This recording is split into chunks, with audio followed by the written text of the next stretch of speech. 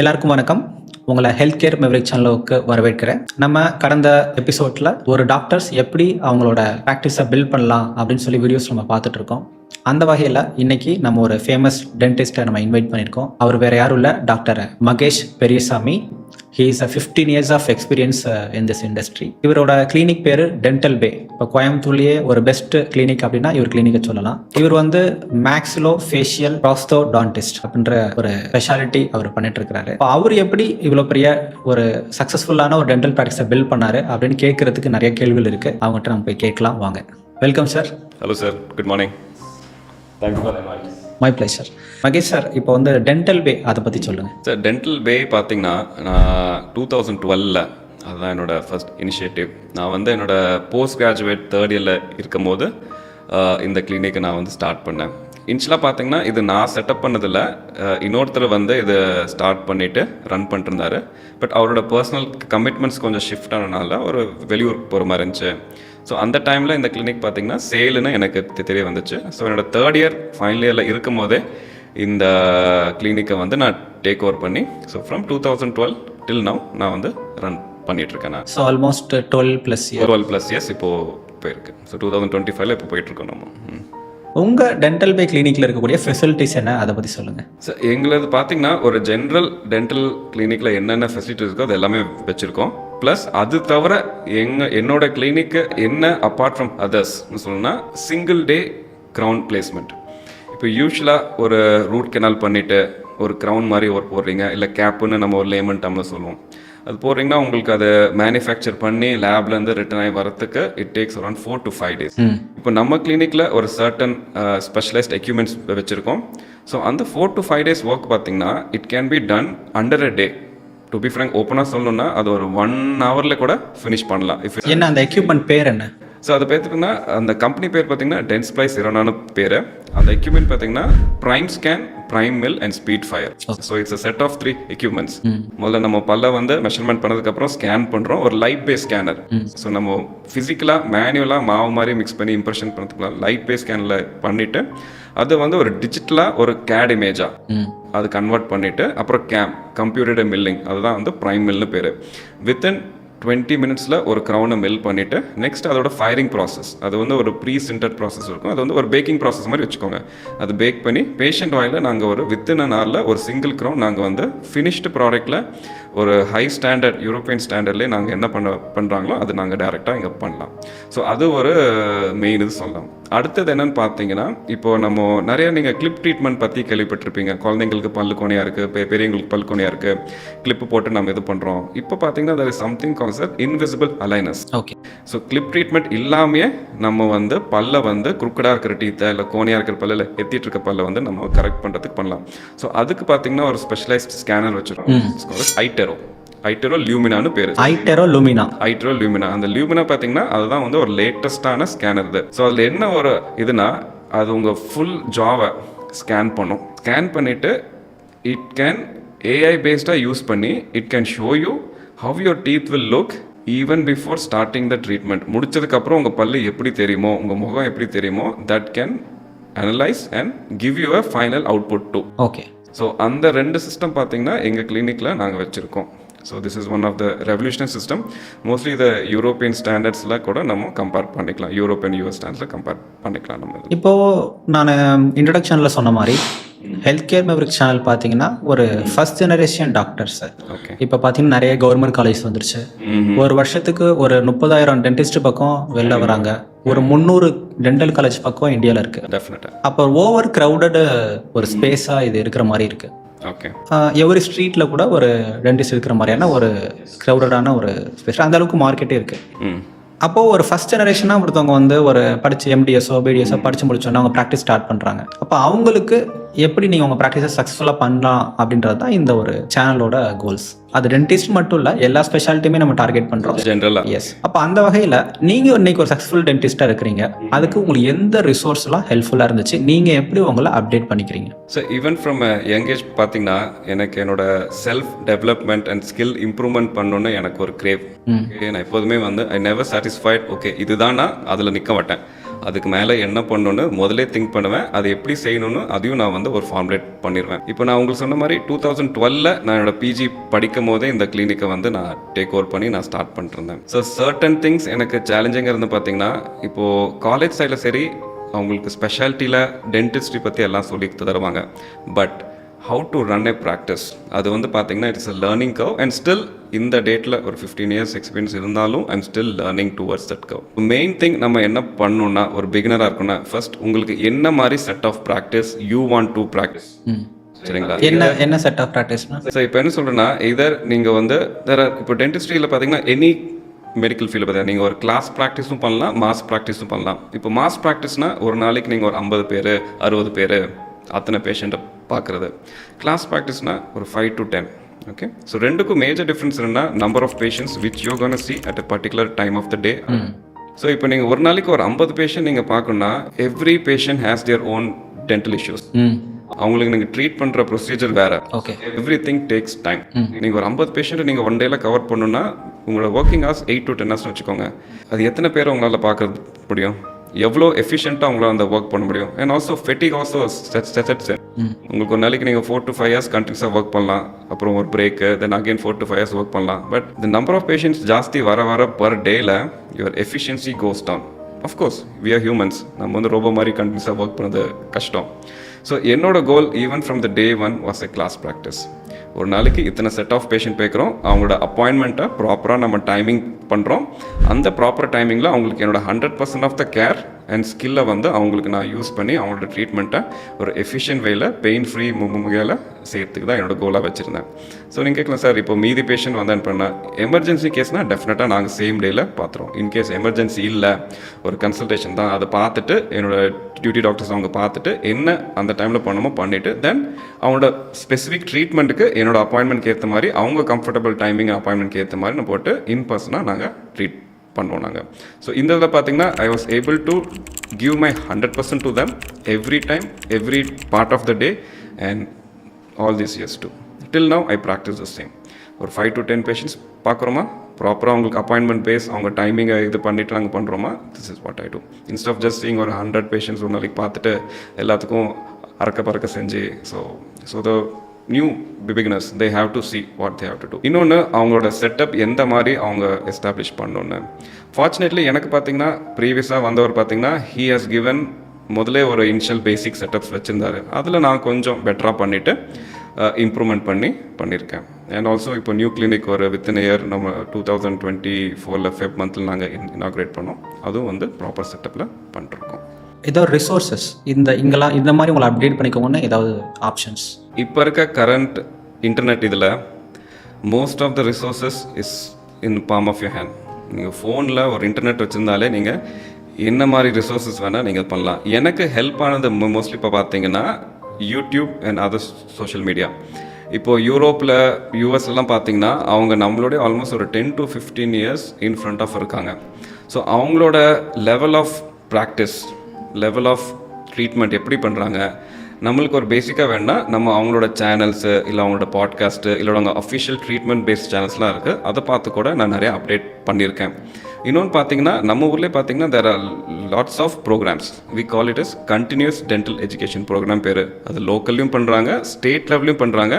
And certain international committee பார்த்தீங்கன்னா அப்ராட்லையும் பார்த்தீங்கன்னா ட்ரைனிங் சென்டர் வச்சுருக்காங்க. அண்ட் எவ்ரி இயர் அவங்க அப்டேஷன் கோர்சஸ் இருக்கும். ஸோ அதுக்கு வந்து I make sure I attend them and update my skills in my specific field. என்ன மாதிரியான கான்ஃபரன்சஸ்லாம் நீங்கள் சஜஸ்ட் பண்ணுறீங்க? இப்போது கான்ஃபரன்ஸ் பார்த்தீங்கன்னா இப்போ பீயிங் அ மேக்ஸிலோஃபேஷியல் ப்ரோஸ்டோடான்டிஸ்ட் இப்போ டென்டிஸ்ட்லேயே பார்த்தீங்கன்னா நிறைய ஸ்பெஷாலிட்டி இருக்குது. ஸோ முதல்ல நீங்கள் எந்த ஸ்பெஷாலிட்டி உங்கள் இருக்கோ அந்த கான்ஃபரன்ஸை நீங்கள் மிஸ் பண்ணாமல் போங்க. யூஸ்வலி ஒரு வருஷத்தில் 1 இல்லைனா 2 கான்ஃபரன்ஸ் டெஃபினட்டாக உங்களோட மேனேஜிங் பாடி கண்டிப்பாக அது பண்ணும், சரிங்களா? ஸோ அதை அட்டன் பண்ணாமல் கண்டிப்பாக அட்டன் பண்ணுற மாதிரி பார்த்துக்கோங்க. நெக்ஸ்ட் பார்த்தீங்கன்னா லோக்கல் கான்ஃபரன்சஸ் வரும், சரிங்களா? அதுலேயும் போனீங்கன்னா சர்டன் லோக்கல் ஸ்பீக்கர்ஸ் இல்லை ஸ்டேட் லெவல் ஸ்பீக்கர்ஸ் இல்லை நேஷனல் லெவல் ஸ்பீக்கர்ஸும் பார்த்தீங்கன்னா அவங்களோட ஸ்கில் செட்டை வந்து உங்களுக்கு கோர்சஸாக இல்லை கிளாஸஸாக அந்த மாதிரி கண்டக்ட் பண்ணுவாங்க. ஸோ என்ன உங்களால் முடியுமோ அட்லீஸ்ட் எல்லாத்துக்கும் போக முடியலனாலும் எது உங்களுக்கு இன்ட்ரெஸ்ட்டாக இருக்கோ இல்லை உங்கள் டைம் ஃப்ரேம்க்கு சூட்டபுளாக இருக்கோ அதை கண்டிப்பாக அட்டன் பண்ணி போகலாம். இன்னொன்று எக்யூப்மெண்ட் வைஸில் பார்த்தீங்கன்னா நம்ம ஊரில் 3 to 4 times per year நிறையா அந்த டென்டல் எக்ஸ்போ வைப்பாங்க. So state branches international brands எல்லாமே பார்த்தேன். அதை மென்ஷன் நேம் சொல்ல முடியுமா? யூஸ்வலாக டென்டல் எக்ஸ்போன்னு வரும், பட் அதுக்கு ஆர்கனைசிங் கமிட்டி இருக்குது. ஸோ அவங்க மூலயமா அதை இது பண்ணுவாங்க. ஸோ அது பார்த்திங்கன்னா யூஸ்வலி சென்னை, பெங்களூர், பாம்பே அண்ட் டெல்லி சைடில் அது இருக்கும். ஸோ நான் பார்த்தீங்கன்னா இயர்லி அட்லீஸ்ட் ட்வைஸ், இப்போ நான் சதர்ன் சைடில் கோயம்புத்தூரில் இருக்கனால நான் வந்து Chennai and Bangalore side dental expo வந்து மேண்டேட்ரியாக no matter how busy my schedule is one day அதுக்கு நான் டைம் ஸ்பெண்ட் போயிடுவேன். ஸோ அதில் என்ன ஒரு thing which I learn is ஒரு one experience with all the latest equipments and gadgets in the field of dentistry. Because காலேஜில் சொல்லிக் கொடுக்குறது அதோட ஸ்டாப் பண்ணக்கூடாது. And college cannot afford every equipment whatever comes in year. அது எல்லாமே அவங்க வாங்கி ஒரு ஸ்டூடெண்ட்ஸ்க்கு எக்ஸ்போஸ் பண்ணுறது it's out of the question.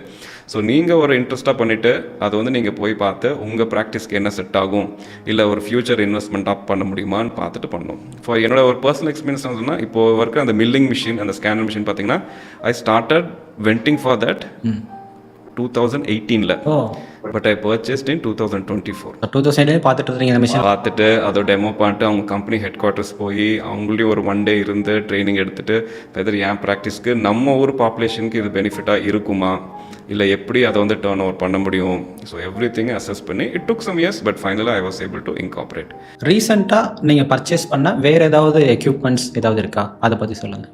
So இன்னொன்று பார்த்தீங்கன்னா பேஷண்ட் இன்ட்ராக்ஷனுக்குன்னு பார்த்தீங்கன்னா ஒரு டச் இன்டர்ஃபேஸ் ஸ்க்ரீன், ஒரு 65 இன்ட் ஒரு it's just considers as a TV with a touch screen மாதிரி. ஓகே, ஸோ பேஷண்ட்ஸ்க்கு வந்து மோர் தென் யூ சே அவங்களுக்கு நீங்கள் காட்டினீங்கன்னா அவங்களுக்கு இன்னும் அண்டர்ஸ்டாண்ட் ஆகும்.